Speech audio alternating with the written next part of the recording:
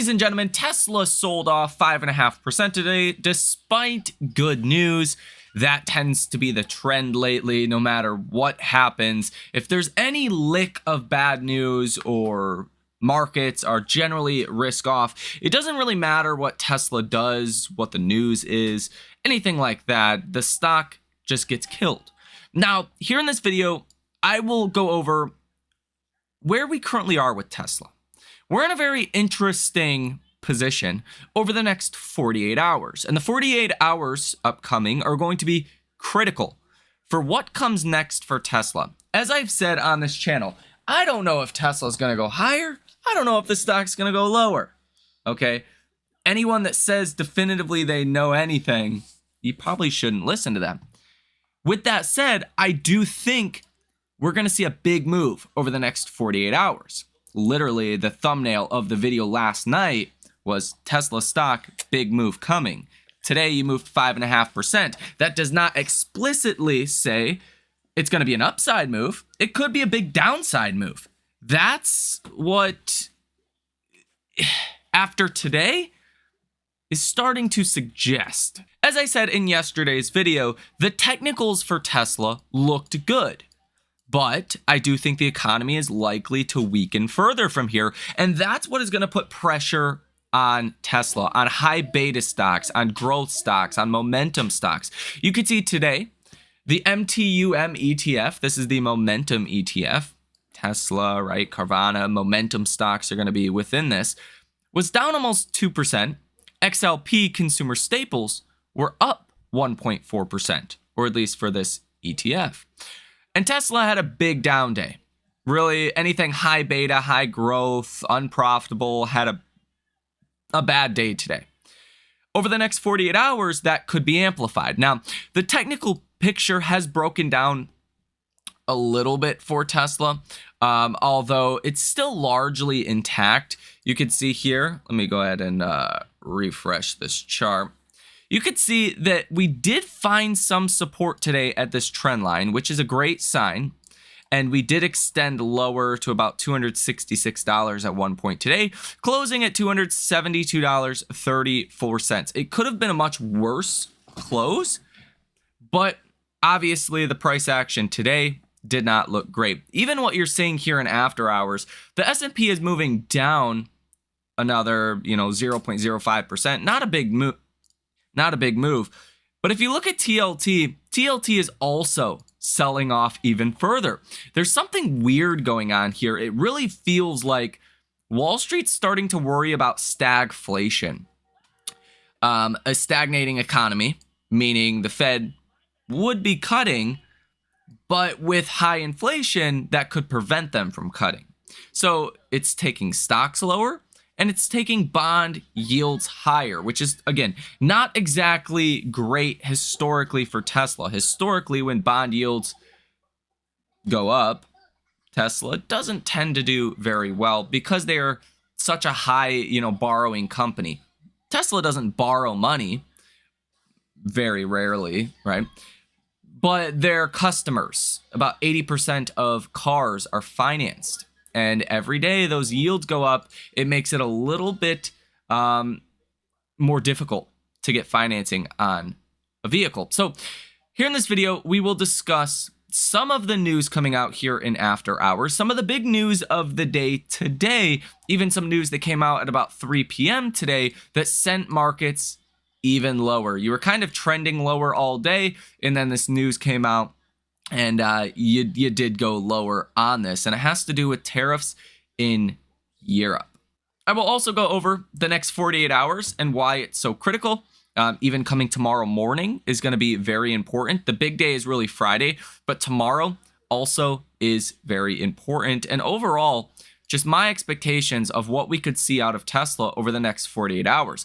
By no means am I going to say Tesla's guaranteed to move higher or guaranteed to move lower, but I do think we will have a big move. I just don't know if it's going to be higher or lower, and that's the honest truth. Now, it is being reported here today that the non-launch series Model Y production has begun at Tesla's Giga Texas factory, which is great because that means higher volumes are starting to come out of this factory. You can see via these photos from Joe Tetmeyer here, he says Giga Texas production for the new Model Y is definitely hitting a new gear or two, the most I've seen in over a month. So a lot of new Model Ys now sitting in the outbound parking lot, which is, obviously a good thing when there is still a lot of demand for Tesla. The issue has been slower production, right? Because it doesn't matter what your demand is. If you only are producing a certain amount, you're only going to sell that much. Okay. As Tesla's production goes up to meet that high demand, you are going to see Tesla's delivery numbers go up in tandem. And that's kind of what some people are waiting for with Tesla stock. Some people are still under the assumption that Tesla has this demand problem, which you're not seeing that. If Tesla really had a demand problem, they would be coming out and cutting prices. Until we see Tesla cutting prices, I think it's a far stretch to say there's any kind of material demand problem. It also looks like Tesla is about to install another 9,000-ton gigapress for Cybertruck giga castings, which you likely would only do if there is still strong demand. Now, some of the big news that came out in extended trading today, towards the end of the day, a top EU official expects the Trump tariffs are going to be about 20%, pretty much across the board. So, Canada, Mexico, China, those are our top trading partners. But Europe as a whole is pretty large. And I think that's why you kind of had this stagflationary response in markets today, with bond yields moving higher and stocks moving lower. That's a pretty dangerous setup because it's been a long time since we've had a stagflationary kind of environment. Now, personally, I don't think we're going to get stagflation. I think you either get one or the other, okay? You're going to get inflation with a strong economy, like we've seen over the past couple of years, or you're going to get no inflation, maybe even slight deflation with a weak economy or a recessionary economy. So it's kind of like pick your poison. Which one's better, which one's worse? I'll tell you, for stocks, a little bit higher inflation is probably better than a recession. But the risk is, at least for stocks, in my opinion, the economy does continue to weaken. And I think with the economic data we get over the next 48 hours, it's going to tell us a whole lot about the economy. And even for the Fed, when Jerome Powell was on the conference, he said uncertainty way too many times. They don't even know what's going on with the economy. And Jerome Powell even said the soft data is crap. He used words like it's fallen off a cliff, like it's just really, really bad. But the hard data is good. Over the next 48 hours, we get some of the first economic hard data since at least the Fed conference. Now, today we had durable goods orders that came out, which were generally better than expected, but still not great. So that really didn't move the needle all too much for markets. Coming out tomorrow, you have your GDP growth rate, quarter over quarter, final numbers for Q4. So essentially, Q4 GDP, the final number, the set all be all, comes out tomorrow. You're expecting 2.3%. The previous estimate was 3.1%. So I think we can pretty well track what Q4 GDP looked like by now. We're almost out of even Q1 of 2024, or 2025. So I'm not going to be shocked if it comes in around expectations. Okay. You get corporate profits quarter over quarter, GDP price index quarter over quarter, the goods trade balance, which that will feed into your Atlanta Fed GDP now numbers. Partly why Q1 GDP has been so negative is this trade deficit that continues to get wider and wider. Really, January was a pretty rough month for that. And if it comes in, bad again for February, you get more pressure on GDP most likely. Now, if it comes in good, then you get a little bit of relief from the negative 1.8% Q1 estimated GDP number. So I think that's going to be important. We're going to get a big move in the GDP estimates for Q1 from tomorrow.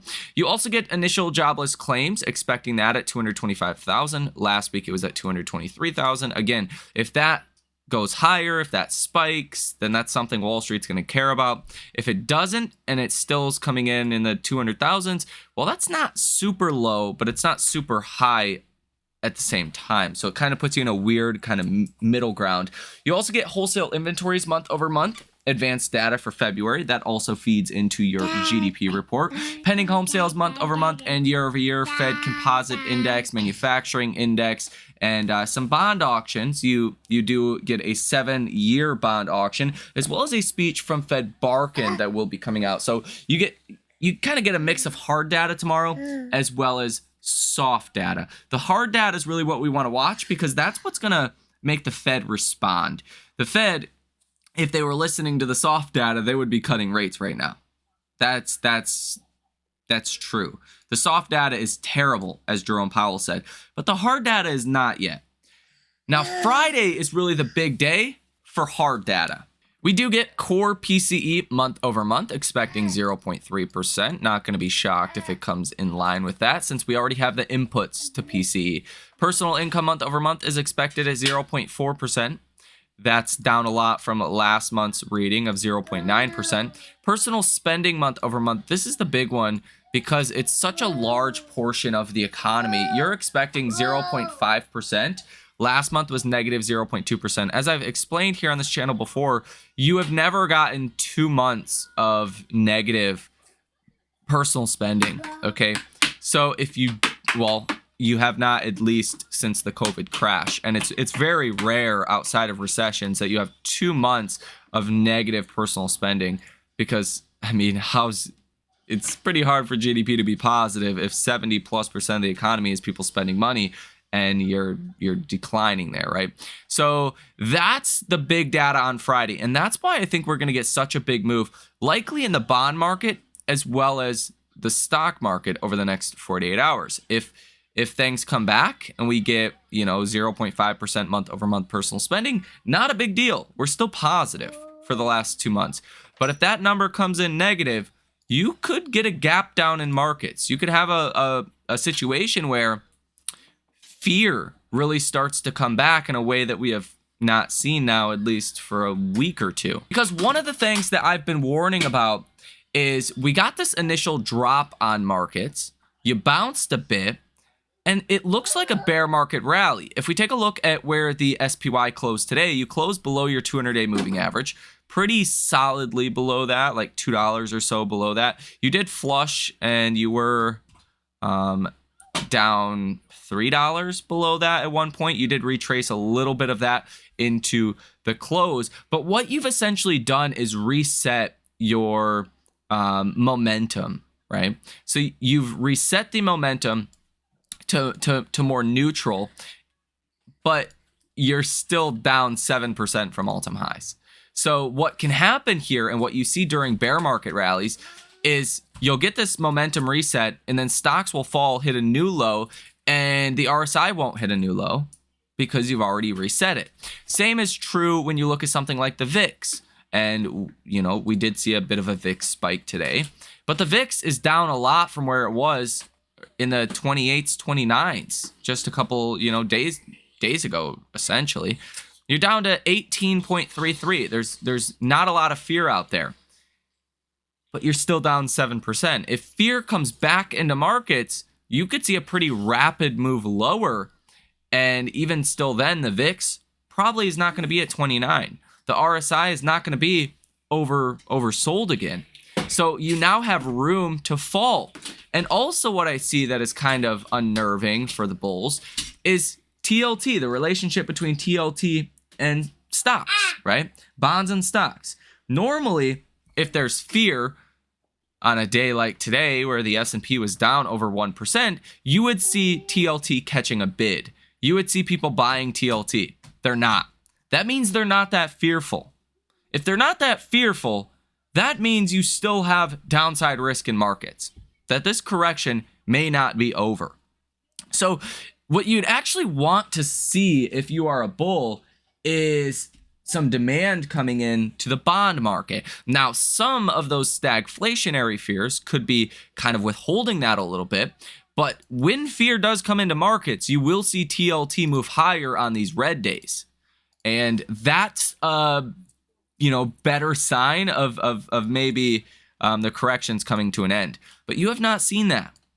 And to me, that suggests more downside could be to come in markets. Now, again, I don't know what's going to happen if I, think about things, right?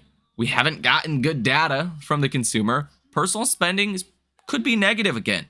If it's negative, well, that's probably not good. But it also could be positive, right? I don't have enough data, enough information to make that accurate conclusion. Now, tomorrow, anything's possible. Your guess is as good as mine. Okay, momentum was definitely to the downside today. So maybe you could say tomorrow's another down day and then Friday's a good day. But I mean, it's really going to come down to the data and what the data says about the economy.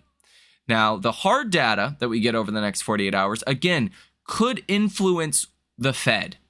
And that will be interesting to hear from Fed officials, if they're kind of being swayed one direction or the other, or if they're still, worried about inflation, worried about growth, but not really willing to act on either of them, right? The Fed's clearly saying, yep, economy's going to slow, inflation's going to be higher, but we don't want to raise rates because then we kill the economy, and we don't want to cut rates because then we could boost inflation.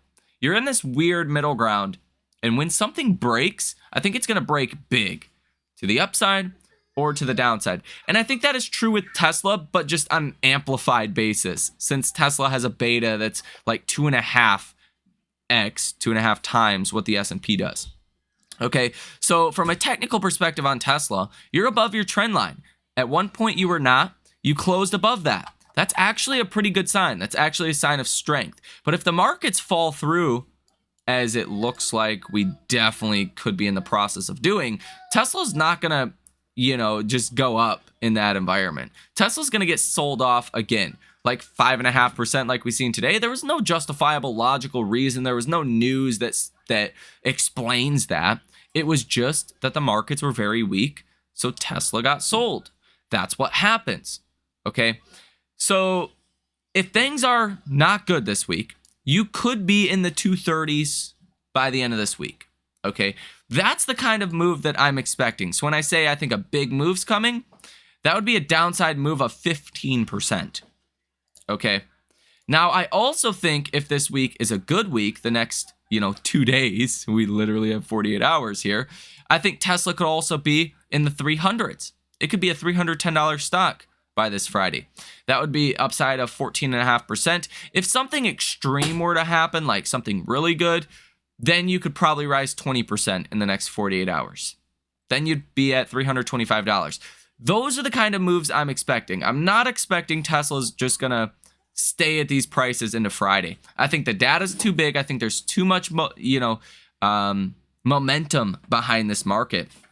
And even then, this is the last week of Q1, so there's going to be a lot of rebalancing, which should not be overlooked as well. Tesla down so much in the first quarter could actually get quite a bit of inflows, but again, just depends on what happens in the broader economy. So that's kind of the way that I'm looking at things here. I'm really neither bullish or bearish over the next 48 hours. I would lean more to the bear side just because, again, the RSI, the VIX, has reset. There's not really any fear in markets right now, even though you're still down 7%. That opens the door for more fear to come in. So I would lean more towards we're probably going to fall from here.